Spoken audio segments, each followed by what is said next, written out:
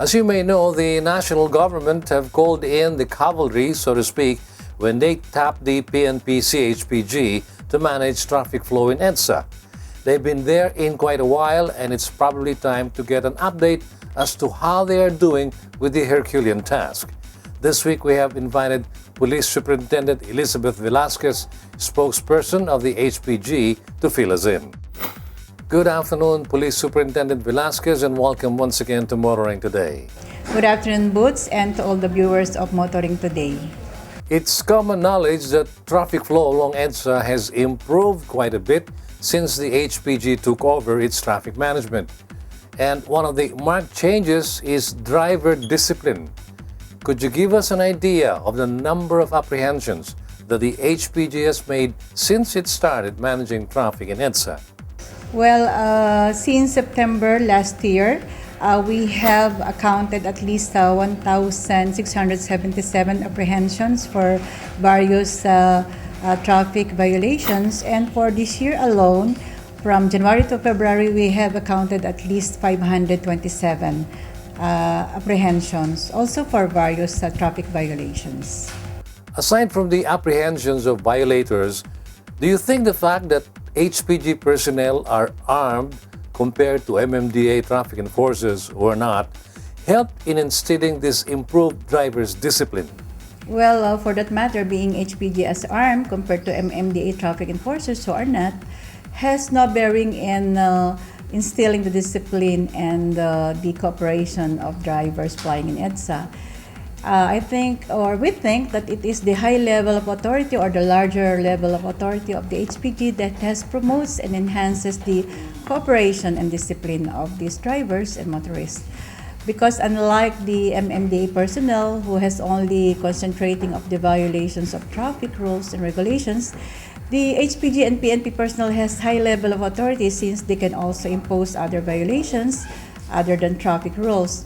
But of course, we appreciate the presence and the efforts of the MMDA and MMDA personnel, for without their assistance, the traffic flow of EDSA would be much improved nowadays. Now, there are news reports that the idea of having bus trains or multi-couch buses replace the buses presently running along EDSA. Would you agree that this type of mass transport is a lot more efficient than what we have now with so many buses congesting EDSA? As far as HPG is concerned, I think you're referring to point-to-point bus transit or the premium bus. And for us with the HPG, we thought that it is really efficient and it is very helpful as to reduce the volume of traffic vehicles passing through EDSA. Because as you will note, one of the reasons of the heavy traffic situation in EDSA is the great volume of private vehicles that has been occupying at least 70% of the roads as compared to 30% number of private vehicles. The HPG is in consensus with these agencies that these buses, whether articulate or premium bus, would significantly decrease the volume of vehicles plying in EDSA, considering that some of the owners of the cars will use the premium bus or the articulated bus. You know, you see, Boots, when you have 50 vehicle owners that will utilize the premium bus, it will at least decrease at least 50 motor vehicles. And definitely this kind of buses will decongest the traffic situation in EDSA. Now, tell us, are the traffic barriers that confine buses within the yellow lanes working? Do you intend to keep them? Yes, as far as the HPG is concerned, we intend to keep them. Although some are movables, we are contemplating together with other agencies concerned to make it as permanent as possible in the future. These barriers are intended to promote the proper segregation of different kinds of vehicles to avoid further decongestion in EDSA. We put these barriers for the motor vehicles owners to know where to pass so that there will be no confusion as to the destination that they are going to. Are there any further plans that the HPG has in the pipeline to further mitigate traffic congestion in EDSA?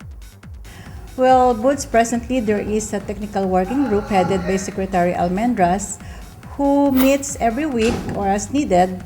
This has been attended by the agencies who are responsible on traffic and transport management to tackle all these issues and concerns. And some of their major concerns is to provide a fast, reliable, convenient, safe, and secure travel, most especially those who use the EDSA.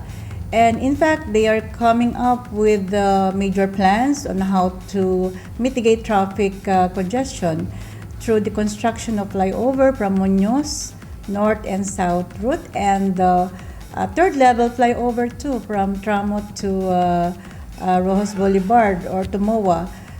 This is leading directly to MOA. Well, although this will entail bigger expenses and major infrastructure, the HPG is optimistic that this will materialize for the benefit of the riding public. Thank you for your time, Police Superintendent Velasquez, for once again guesting here on Motoring Today. Before we end, would you have any message to motorists relevant to improving further traffic flow along EDSA? Well, we would like to solicit the involvement and cooperation of our motoring public. We would like to give you the best that we can. The HPG, the MMDA, LTFRB, and other agencies concerned are very much willing to do their best efforts in order to decongest the traffic situation in EDSA. We would like, of course, there are some problems, and I hope and we wish that you bear with us until we reach that point that there will be no traffic at all. We know that traffic congestion is, we believe rather that the traffic congestion is not a problem, because when there is traffic, it means that it means economic improvement. So you just bear with us, and we will do all our best to help decongest the traffic in EDSA. Thank you, Boots. Thank you once again, ma'am. Thank you, Boots, and thank you for having me in your show. Salamat. Police Superintendent Elizabeth Velasquez, spokesperson of the PNP HPG, our guest this week on Motoring Today's Motoring Forum.